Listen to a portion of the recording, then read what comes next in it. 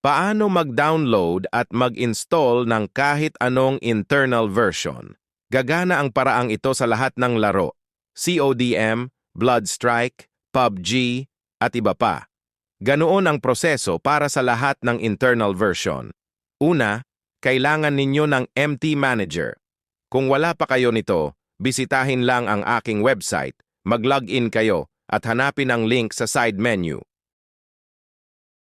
Pag-install naman, pumunta sa Play Store at pansamantalang patayin ang Play Protect.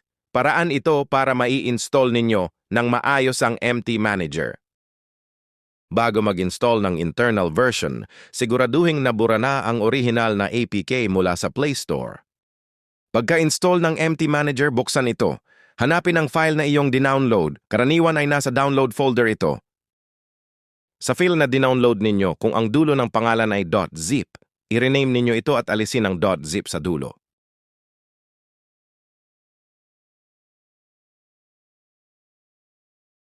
Pagka-rename ninyo, i-install na ito.